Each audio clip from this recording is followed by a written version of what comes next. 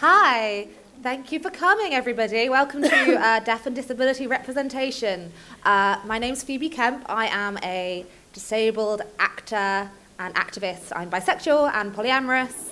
I chair Equity, which is the Actors Union in the UK's Deaf and Disabled Members Committee, and I do a lot of creating my own work. Amelia and I have done street theatre together from a disability perspective, which is a lot of fun because people don't know if they're supposed to laugh or not. It's great. So we're just going to have a relatively casual chat. I have a plan because I over-prepare for everything, but I've done 2 panels yesterday and I've learned actually you don't need to plan that much, but I've got it. So I'm going to let my panel introduce themselves. So start with Joe. Do you prefer Joe or Joseph?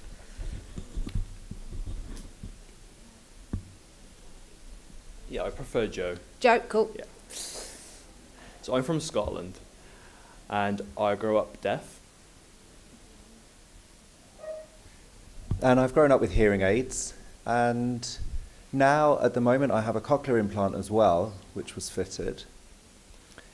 So my first language is sign language. And I'm based in fandoms. Oh, so I really like fandoms. So, sorry, just to clarify that the interpreter is learning these new signs that Joe's using, linked to fandom. So bear with me, please. So mostly in Wyona, Earp. Pronounced it wrong. Sorry. And Carmella. Carmella. Okay, thank you. And Winona Earp. Winona Earp, thank you. So that's me. So I kind of educate deaf people on these things. Yeah, Amelia. Hello, my name is Amelia Cavallo. My pronouns are she, her. I am a blind, and I'm actually going to use the word actress kind of in response, well, very much in response to the actresses panel when they started to use the word actor. There's a historical trend of patriarchal or masculine words being made into neutral ones that I'm not a particular fan of. So I'm an actress and a lot of other things as well. I do academia. I've worked with Phoebe. I'm currently getting a PhD as well in looking at intersections of gender, disability, and sexuality. So I have a lot of spare time. No, I don't.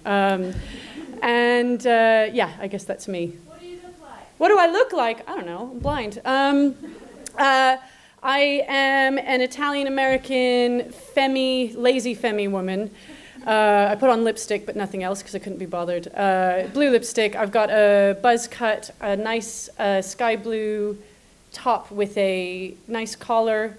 I've got a button that says Gold Star Bisexual on it, and underneath, thank you, and underneath a little pride flag. Go ahead.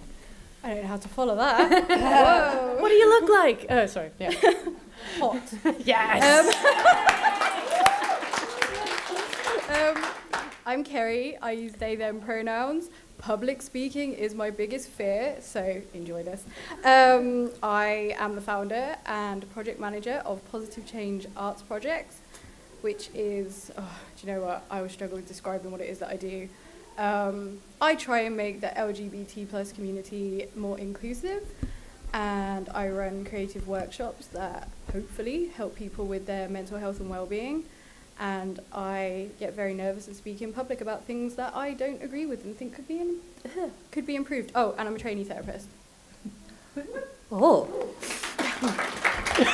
I'm glad we had 2 therapists on the bisexual rep panel yesterday, and it was great because I'd ask a question and it was just like everybody would just like give me therapy. So I'm looking forward. That's what this is about, really. You're just here.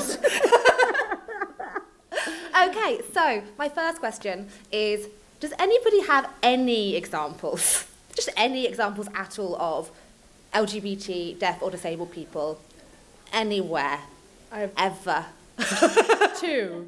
I have 2. And this is funny because I've also I've come into ClexaCon and I'm like, I don't know what most of the references are because most of these shows are not accessible to me. Most of them don't have audio description, or the audio description they have is bad. And also I'm old. So I'm like, I don't know what half of this stuff is. But I would say Liz Carr on Silent Witness is a wonderful representation of queer disabled talent. I on asked her television. to come and she was too busy. Of course she is. There's also a really wonderful YouTuber. Her tag name is Jessica Out of the Closet, and she has a double-barrel surname that I can't remember. She was also going to be here, but was too busy. So those are my two. Great. That's it. That's an That's all there example is. of how small the examples are. Anybody else? The same two. The same too. Joe? You mean in TV? Or YouTube or music or any media? I don't really watch YouTube too much, but I have seen on TV Switched At birth. And there is one deaf queer woman in that program, but was only briefly in it. So it's really disappointing to see that. She was going to be my example. There's also Melissa Johns, she's a straight actress, but she's disabled and she played a lesbian on Coronation Street, I think. Oh, yeah. Okay. Yeah. And me. Hire me. Yeah, Hire all of us to do Yeah. it. That's what. So I think that's kind of where we're at. A lot of the other panels I've been on looking at mental health representation, bi-representation, it's looking at the quality of the representation that exists. And I kind of think it's important to say, yes, it's important we discuss that, but I find that deaf and disability stuff gets so left behind, we don't even have any. Yeah. And even just any disabled representation, whether or not it's queer, we don't get to be sexual or have a gender. Or if we do, it's like super normative. The more successful we are at being a binary gender that fits into a heterosexual ideal, the better we are at being disabled people on TV. But we don't get to be sexual, ever. And I think certainly you see in the UK, Channel 4 has quite a lot of disability representation, but it's very much tied to Paralympians, which there's a lot of problematic tropes around that. And they're all men, pretty much. Yeah. White men. White men. Cisgender men. Oh, yeah. Yes. I have it on DVD. The actor who played that role is not disabled. Oh, sorry. Yeah. The actress is not disabled. So, shall we talk about that? Let's dive straight in. Let's talk about cripping up. Who wants to don't really know what I mean by cripping up. Is that a term? I don't know how the people who's wandered in here and just thought I know nothing. Basically, non-disabled actors and actresses playing disabled characters. So Eddie Redmayne. Yeah. Yeah. I don't like Eddie Redmayne. I'm just going to throw out there that because I've read a bit of, for information about the phrase cripping up, a lot of disabled people of color really hate that phrase. Okay. Because it relates to blacking up, and it's kind of, there's an idea, like that's where the word kind of comes from. And people in the States might even use the word crip face, like blackface. Ooh. Yeah, and as soon as you hear it from that, you go, ooh, that's really problematic. And it kind of aligns to very different histories. So it's just worth throwing that in the room, that it is for a lot of people quite a problematic word, but we don't have another one. I've heard disability mimicry used by somebody whose name I've forgotten, Dominic somebody from Twitter. Yeah, I know who you mean. Yeah, who's a big Twitter trans activist. I had a question. Yeah, it's more of a comment really. But it was just like, I also got really excited when in 3%, has anyone seen? But there's a male, of course, but a man of color, like, in a wheelchair. In that, and he has a pretty, like, he's one of the mains actually in this show, and I was like really excited about that because yes, a POC, you rarely see that in a wheelchair even. And like, I showed it to my mom, who's also in a wheelchair, and she got super excited, but then I also figured out he's not disabled in real life either. So Yeah. I mean, she got really happy from just seeing that on television. And I mean, doesn't that also count a bit, like just having? I've already spoken a lot. I'm going to shut up. So there's kind of no. It is an important conversation, I think, because I think a lot of people don't understand why so many disabled people hate it. From an equity union perspective, from work, disabled actors don't get seen for roles that are not disabled. And if the only disabled roles that come up, of which there are like 10 a year, go to non-disabled actors, that's nothing. So there's a work perspective side to it. Also, we often find those disabled characters are often, there's nobody in the writing room or in the production team who has personal experience of disability, as in they are lived experience of disability. And then we can get very, very problematic tropes like Me Before You, which is a terrible, terrible, terrible representation of disability, and the disabled community was not listened to by that. The author of that book said, well, I've got an aunt who's got Alzheimer's, so I understand. Like, that's not the same. And I think that's important. I think if there was at least a disabled writer, then there may be a leeway for if they couldn't find the right disabled actor for the role. But also, you hear from casting directors that the disabled actors don't exist, and they do. They get driven out of the industry because they can't afford to live. Or they get driven out of the industry because the government takes their benefits away and they can't afford to live. There's kind of this extra level of barriers. All marginalised groups have barriers. If you're disabled, there are literal physical barriers. I don't know any wheelchair user who's an actor who has not been asked to audition somewhere and they've got there and it's up steps. Mm-hmm. Like, we've all my friends who are actors, we audition in car parks, we audition in coffee shops, and we get people offered to carry us, and that's very dangerous. I'm assuming there's very similar things for people with different impairments, where you need to have it throughout the process. Yeah, the amount of energy it takes to get into a room is going to be immeasurably bigger for us for various different reasons, arguably than it would be for a non-disabled actor. Joe. Sorry, Joe, go ahead. I mean, I think in film, maybe I don't know, but you see kind of like the Hush. There's a film called Hush. Oh. And there is a deaf person in that. Okay, that's fine. That's fine if you like that. But from my perspective, really the actress representing that, I don't think is representative of the deaf community. There are a lot of things wrong with that particular character. And if people like that, that's fine. But that's a deafened person, not a deaf person. Mm-hmm. So you have to listen to deaf people's perspective when it's wrong, when it is wrong. And for example, there was a phone call in this, and it was flashing. So the phone was flashing, and the person didn't see it. But when you're deaf, actually, you have really good peripheral vision, and you use your other senses really well. So you would have seen that flashing, like a reflection on a wall, for example. You would have seen that, and you would have picked that up. But this actor didn't. So whether it be the writers, the directors, they're all hearing. So the actress is hearing as well, to some degree. So really, it doesn't sound like they didn't actually research deaf culture to be able to, portray that character, and they didn't research sign language. You can learn sign, but you do have to learn the deaf culture as well. There is an awful lot of culture and historical references that need to be considered within the deaf community. If you think about the Deaf Olympics, for example, that started before this Special Olympics, which many people know about now.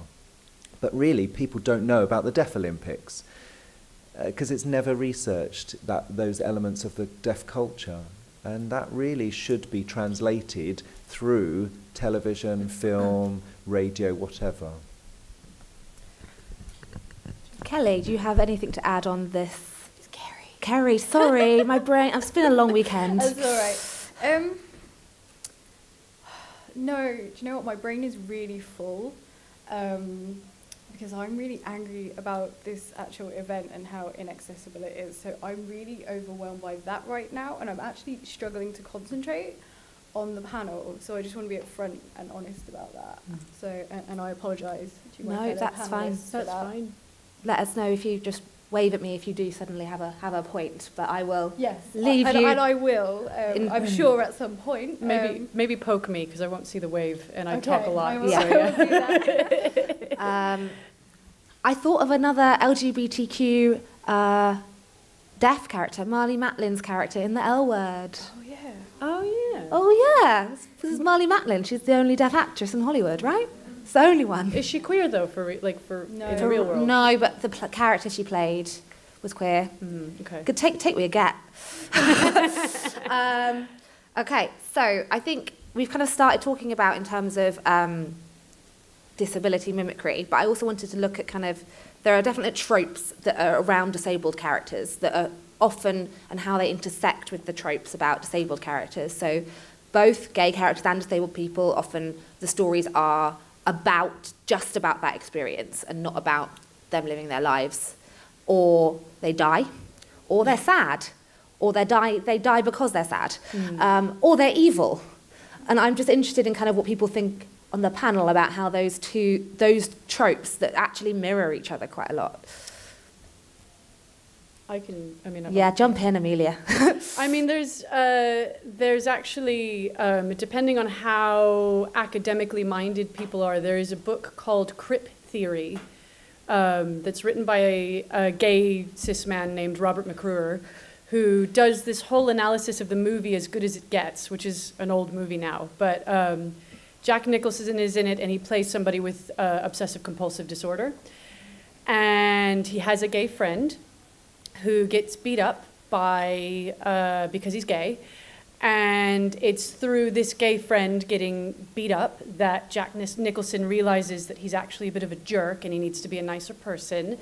And at the same time, he meets a waitress and they fall in love. And so the analysis is basically that the more the gay guy gets kind of, I don't know if I'm allowed to swear, probably not. The more, Yes, swear, it's fine. the more he gets shat on, basically, the more heterosexual Jack Nicholson's character becomes, the better his life ends up being. And there's a lot of, and you can see this, it's not, there's a difference between gay and queer, so sometimes there can be, and so this is, I think, trans characters get this kind of stuff a lot. Bisexuals don't exist, so, on TV really yet, so... Except for Courtney Act is now doing the Bi Life. The Bi Life, yeah. Where everybody is very binary, but also really pretty. So it's fine. No, I'm just kidding. So, but it kind of is. No. But there's also as soon as you start to see that, it's really hard to unsee. So there was another movie that I remember watching, and as soon as I'd started to realize this was a trope, I went to see, is a movie called Warm Bodies. Did anybody ever see this movie? Mm-hmm.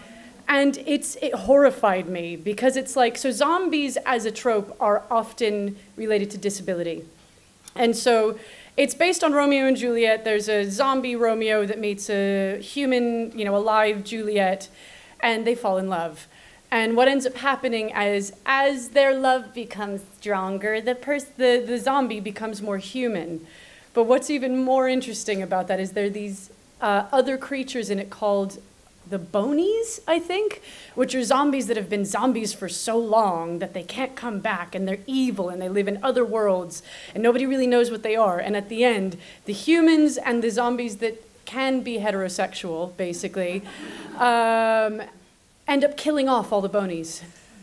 And it's just everybody around me was laughing, and I was horrified the whole time. And it's just anyway, that's two big examples there. I could go on, but I'll stop. Joe, any thoughts on the kind of tropes of both LGBTQ and disability? Well, usually people think that deaf people are dumb and stupid. They don't understand because we don't use our voice. That's the impression that we get. a lot of deaf people have a voice. You know, I have a voice, but it's up to them in which language they use it, in which language they communicate, whether through it be speech or sign language. Deaf people, it would be easy to get deaf people into roles, but they're seen as stupid, so they don't get those roles. I mean, I have a friend who's training to be a doctor, for example, was born deaf, and, you know, I've got lots of friends who are lawyers, for example, and they are working in TV, they're working in theatre, but, you know, there's really that one trope that comes up so often. I'm fed up with seeing it, I really am. Still good?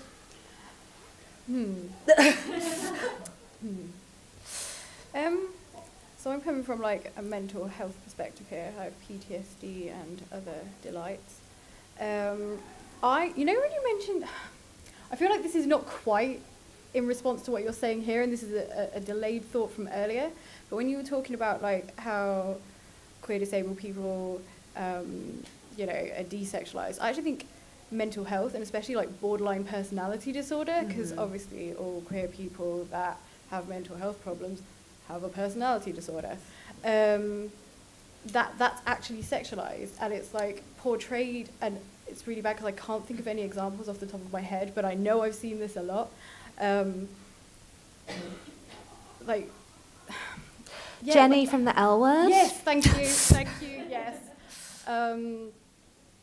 Yeah, like that character is mysterious and sexy, and they're like fucking their own life up, and everybody else's. And that's the example we have of sexy, queer, mentally disabled people. Yay! Like that we're all manipulative. That's not true. Just some of us, just me. I'm nice. I don't know why I said that. I'm nervous. I don't know why. Halfway through the panel, all my nerves have hit. So I think there's kind of the idea as well that, I don't know, how many people here are UK people? Cool. So I think kind of looking at broader media representation is important when we talk about this, because I feel like in the media, if you see disabled people, you see Paralympians, you see benefit scroungers, and you might see some inspiration porn of somebody helping somebody up some steps. And I think what the problem is because that is what most non-disabled people think disability is. You have to fit into one of these categories. It's very, very hard. And there aren't other stories. You can't kind of point out and go, hey, watch this. This is a good representation. Yeah. Do you know what happens when that happens? At least with me, is people go, oh, but you're really blind? Like, suddenly I'm not disabled anymore. If I look human in any way, if I look capable of doing anything, I'm suddenly not blind anymore. And I think that's obviously not the case for everyone. Not everyone, like, there is privilege in passing, but there's also erasure in passing. And I am, you know, I mean, I'm holding up a white cane right now. Like, it's pretty freaking obvious. Like, get me to drive your car, you'll know really fast that I can't see shit. So, you know, but it's like, yeah, it's if you're either inspiration porn and therefore inferior and incapable and asexual, or you're doing really well in your life and therefore you're not really disabled, like is kind of my experience. Yeah. And in my experience, that has a real impact. Like personally, so if you're disabled and you have disability benefits, which are not about whether or not you work, they're about the world being more expensive if you are disabled than if you're not. I recently had to move from disability living allowance to personal independence payment, and I got turned down for everything. Oh my God. Because they saw me in the interview and they said, we saw you move your legs, therefore we think you can walk more than 50 metres. I don't believe you, I saw you pick up a plastic cup and therefore that means you can cook. You had your partner with you for reassurance, but you didn't actively look for them for reassurance, so I don't believe that you have anxiety. It was literally a page and a half of somebody telling me how I was a liar, and this is not a rare story. Yeah. A friend of mine wrote a play about her experience. She's visually impaired. Amy Bethan Evans, playwright. And I actually ended up having such a relapse of my depression and anxiety. I was off work for a month because it put me in this place where I had spent my entire life being told, you're not really disabled though, are you? Like, you can walk a bit, that's fine. You're faking it. Like, when that's something that happens from a young age, because people think if you're a wheelchair user, you are paralysed, it's very hard. I will not stand up in supermarkets to get something off the top shelf because I'm scared I'll get abuse, even though I can. So I'm not doing things that are probably good for my body because I'm scared of the result. Yeah, that's why stories are so important, because if you compare it to, say, what's happened with the increase in LGBT stories, the attitudes to LGBT people has improved the more people have seen them, because it's the closest people can get. They don't know somebody in real life, is seeing them on a television show. And I just think it's so important that we have these stories. Joe would like to talk, and I'm getting emotional, so... When you're talking about the change to PIP, that I've been through that experience as well. And recently I had to have an interview regarding that. And the woman who was interviewing, she tried to force me to speak. And it was about 3 times she tried that. And I said no. She said, come on. And my mum was next to me, and she was furious, but I remained silent. It had that impact. And the interviewer said, come on. I had an interpreter there. And I said no. And my interpreter kept saying to me, say no. You don't have to. Now, I refused to physically speak because my first language is sign language. And they think because I have a cochlear implant that I can automatically speak clearly and hear everything. And really, that is not the case. So, if I take off my cochlear implant, I can hear absolutely nothing. And I get a sore head, I get tinnitus. They don't understand these added side effects that you have when you have a cochlear implant. Now, that's what disabled people have to face, these barriers on a daily basis. And the doctors and the surgeons, they don't do anything. They don't help because they don't live the way that we live. I'm very emotional about that as well. So I'm agreeing with you on the panel. Can I tell my PIP story? Yeah. We've all got them. So I have PTSD because I'm a survivor of child abuse and then rape in adulthood. And when I went for my PIP interview, and I'm sorry I didn't just do a content warning, so my apologies for that. That's all I'm going to say on that bit. But when I went for my PIP interview, they asked me for evidence that those things had happened to me, and they made me take my shirt off to prove that I used to self-harm as a teenager and in early adulthood. So it's worth noting that the person in those interview rooms is not a doctor. Yes. They're not a GP. They are hired by the DWP to do these things. Mm-hmm. And they have quotas. Yeah. Mm-hmm. When I went in, I was told to bring an access worker, whether or not I needed one, and to wear stained mismatched clothing so I looked blind. I wore sunglasses in my meeting, not because I needed them, but because it made me play the part better. Talk about cripping up, fully. That's such a thing, I think, as well. It's very odd for disabled people, is having to pretend to be more disabled in order to be safe. Sometimes you get to skip the queue, though, which is Question from the audience. I find it really interesting in PIP and ESA interviews that if you ask to record the interview to have the evidence that they're lying, the requirements to record the interview are higher than the police evidential requirements for criminal interviews. Yep.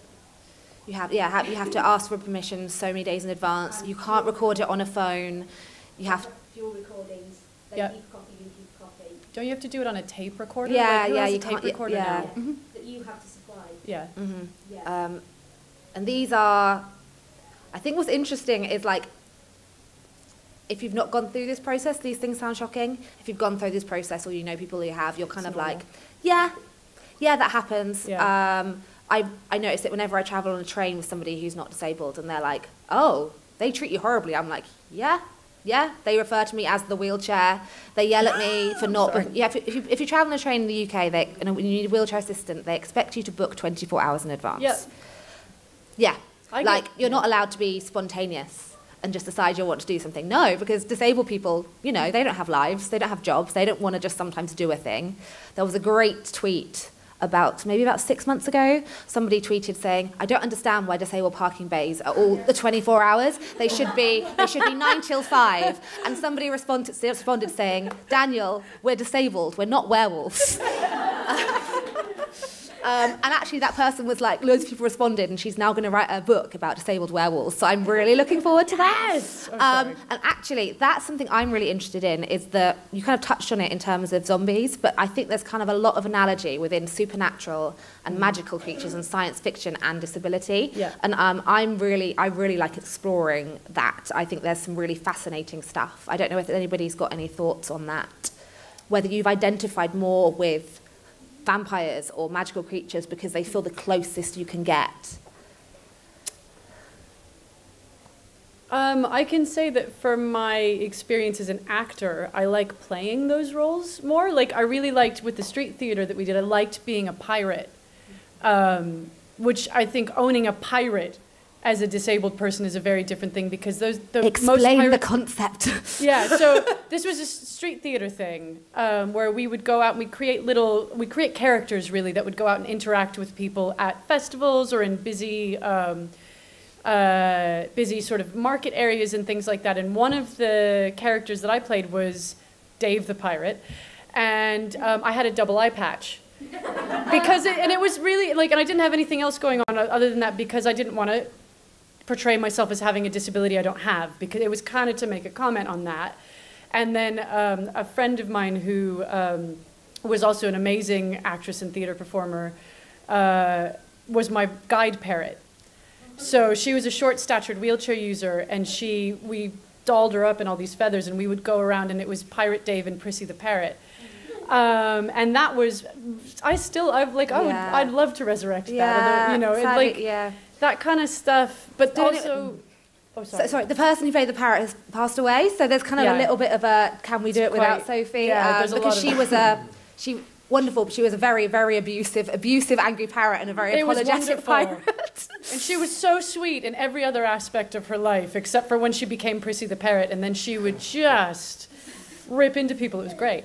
In a really good, funny way, though. Like, people thought, you know, like we got a lot of positive responses from that one. But I think what that actually, thinking about it, what that actually is about is that it's something that we created from the ground up. It was disability-led.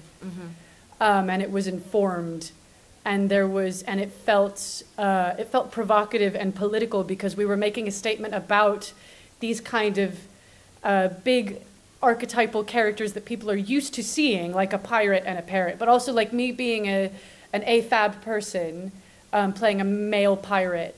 You know, like I was in drag for it basically, which was also quite fun. There was a little bit of queerness to it that even though at that point I wasn't even necessarily. I wasn't quite as out as I am now, I'll say that. I didn't know. I didn't know you were either. I know. Oh. Anyway. But yeah, like, I think that's actually more, I've done quite a few things where those characters have been taken on, but it's been built up by and for disabled people first, and that is fun to me. Yeah. Joe, from a fandom perspective, do you find that the reason you like fantasy, do you think that ties into that idea of disabledness and being other and that sort of thing? What do you mean by that? So I feel like when I look at supernatural stuff, so I remember reading an article by an old, I think she used to be a BBC blogger called Disability Bitch, and she did a whole blog about Buffy.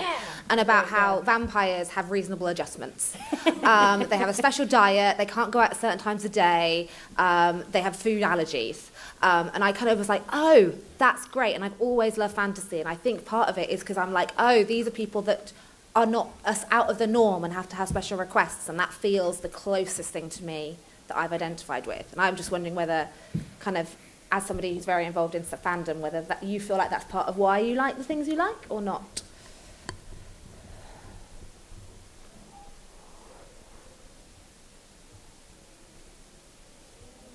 Well, really, it's just an escape from real life for me. That's how I feel about it. And I think when we think of Winona Earp, yeah, he got it right. Really, that includes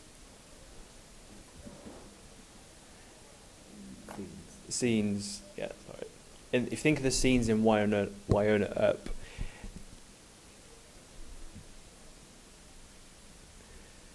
people that use.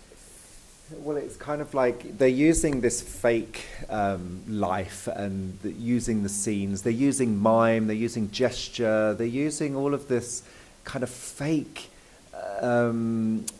action. And I feel that, you know, those kinds of things linked somehow the deaf community because people see them as using sign and gesture and fake language, as it were. I think when there's a deaf character involved in kind of the sci-fi world or the fantasy world, now there isn't really anything there.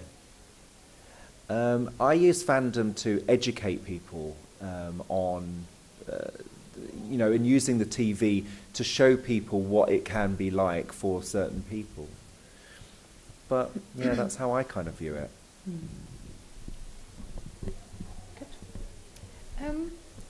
Now I'm questioning my whole existence. No, I've been obsessed with vampires like since I was a kid, and now I'm like, oh, is that what it is? It doesn't have to be why. I come from it. I like fairy tales, have lots of disability in them. Changelings, if you're aware of the idea of a changeling child. So it would be swapped by the Fae, and there's a lot of stuff about that is very parallel to autism in terms of the age it would happen, this idea, this strange child that seems to know too much and look above my head, and what happened to them. And so kind of a thing I'd like to do a project on one day is looking at that compared to kind of the anti-vaxxer movement and how those two things parallel. I've got a question from the audience. Hi. I love you. Oh, can you pass the microphone? Oh, you'd rather not. No, yeah, it's fine. Using disability as a moral compass, maybe. No, they think of Punishment. Yeah. Yeah. Yeah. So like scratching the eyes out is quite common, and cutting the feet off in Cinderella. Most Grimm's fairy tales actually have. Yeah. Yeah. Yeah. It's That's very, it's really interesting because you look at history of disability, and historically it was more kind of accepted because most people would have been disabled in some way because of the work people did and the less of medical things. So like most people would work in manual labour or in farming where you're much more likely to lose limbs. Anybody who needs glasses now would probably have been visually impaired, 100 years ago, unless you were very rich. And I think it's really fascinating to see that changed when Victorian morality came in, and there was a thing about it is now bad, and that's when we started seeing mass institutionalization. Yeah, I mean, there's actually, again, this is the academic in me coming out, but there are links to the pathologization, which means the medicalizing of disabled bodies and various types of queer bodies. So the word heterosexual didn't exist until the word homosexual existed, and that was also thanks to the Victorians. You know, and there was a lot of gender policing in that. The concept of hysteria was a mental illness that only affected women, apparently. And was cured by masturbation. It was cured by vibrators and heroin, so thanks, Freud. you know, and yeah, basically people who weren't hysterical, quote unquote, would then look at the treatment and go, that looks like fun, maybe we should try it. But there's a lot of pathologizing of race. So eugenics as a concept was mostly about people of color, but also about disabled people. This is something that a lot of white suffragettes were a big fan of, including Helen Keller, which is bizarre. Oh. Yeah. Turns out she was amazing and also a massive racist. But anyway, sorry, academic research. I just done a lot of archival research. But yeah, there's also within that, in the stories, there is this thing of queer bodies and disabled bodies, and a lot of times people of color in stories being the things that are tokenized, you end up being that as a punishment. There is an alignment there that is really interesting. I think anything that is from that norm, which is the norm of white, cis, straight, able-bodied male. Yeah. Is that all of them? Upper middle class. Upper middle class, and kind of the more of those that you have, the more othered you are. Yeah. Yeah. I've said that and I'm just sad. I mean, we've got questions from the audience.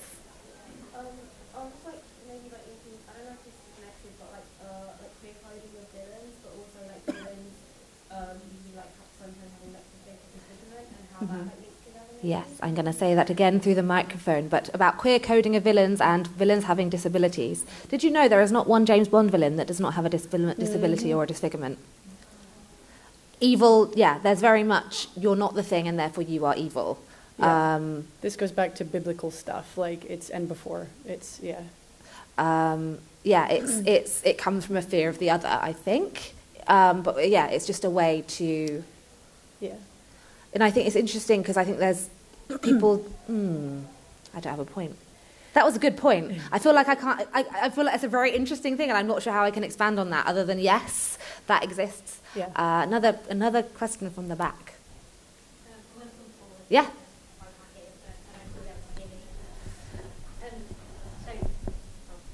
Obviously, in an ideal world, there would be like representation of all disabilities and the happy and the sad. But if you could choose now, if you had more stories, would you rather see a realistic depiction of like the Pip stories and the hardships, or would you rather see at the moment the happy stories? Right now, if you could choose what you had, what would you want? Obviously, ideal, everything would be there, but just out of curiosity. Can I go? Go for it. Yeah. I need to see people with mental health problems on TV thriving. Like, I need that for myself personally. I know it's a very selfish response. And I need to see some representation of invisible disabilities, not just mental health, like chronic fatigue. There's so many. Like, I don't want to get into listing diagnoses. But we don't have that. Yeah. But I want. We can do anything we want. Yes, we have to have adjustments made. But like, disabled people are very capable people. It would be nice to see that on TV. Yeah. That we can have happy, stable lives. Yeah. Woo! Yeah. Joe. Can I just... Amelia, then Joe. Yeah, can I just throw into that I think, like, it's with that, it's just seeing disabled people being real people would be great, which means that you'd probably get a bit of the good and a bit of the pip. Do you know what I mean? like because that's our lives. And disabled people, especially, and I mean, disabled people, queer people, othered people are pretty freaking resilient. And, there's a lot of people who call disabled people the first life hackers because we have to be, because if we don't hack it, we can't get into stuff. And we're really freaking interesting, basically. But yeah, just one example where the disabled person isn't tokenized and or isn't sensationalized, because the other thing you can get with like the sad stories is this really fetishizing of of the sorrow of it and the despair of it. And that can also get quite problematic. So if we could just be real and represented as being real, that would be awesome. Yeah. Joe. I would really love to see on TV deaf characters, yes, but also trans characters. And that's why I came out as trans quite late. I came out when I was 30 because there was no sexuality education or sexual education within the deaf community linked to trans and trans awareness. And that's why I would really like to see more of that on TV. People can see deaf people, yes, they can see them there, they might see them as gay, but they don't often see them as trans. Now, that doesn't always happen. When it does happen, you often get patronised. And, you know, I just want to normalise it. Well, when I say normal, I say kind of normal, that may be an over kind of statement, but, you know, what is normal, let's say? You know, it's just who we are. And labels, yeah, fine. If you like labels, great. Get on with it. But, you know, I don't want that.